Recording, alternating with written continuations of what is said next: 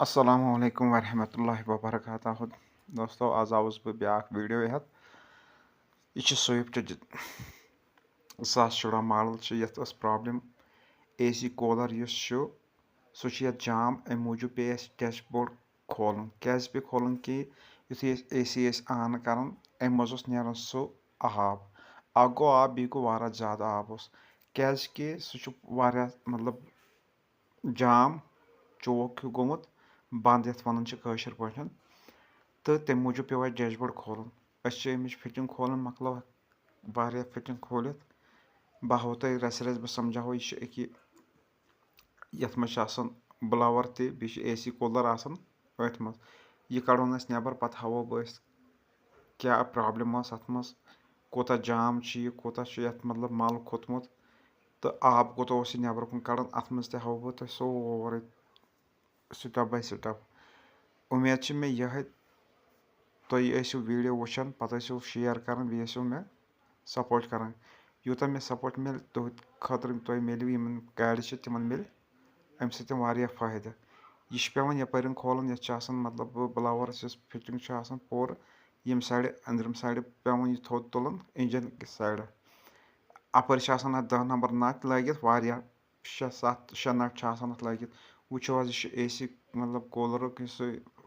खोलन वो आब कोता पेवान वन फेड़ फेड़ पेवान वस आब योत आब योत जाम यथ मतलब ना AC हवा दिवान पूर प्रॉपर इस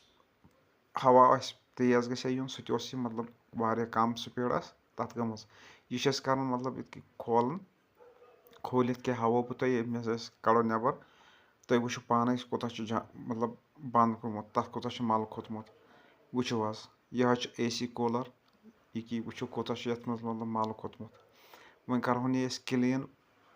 असल पे पत हावो बह क्लीन कर तुह वापस कोता फ्रेश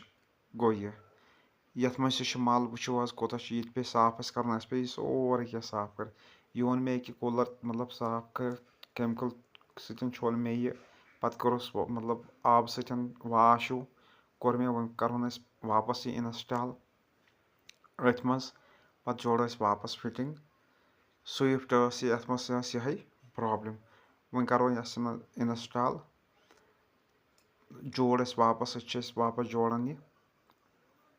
वन खड़ो वार डैशबोर्ड तह बह तुहद मूजूब शार्ट वीडियो बनावान फुल अगर बह बनाव अत लग वारिया बोड़ वीडियो बनन इसलिए बह शार्ट मतलब यह वीडियो बनावान तुहद सपोर्ट मे मिले इंशाल्लाह मेन यूट्यूब चैनल तह शौकत टेक्निक यह कर इंस्टॉल यम पेवान खोरन स्टीयरिंग यम गई कपलर अमिक वन वापस जोड़न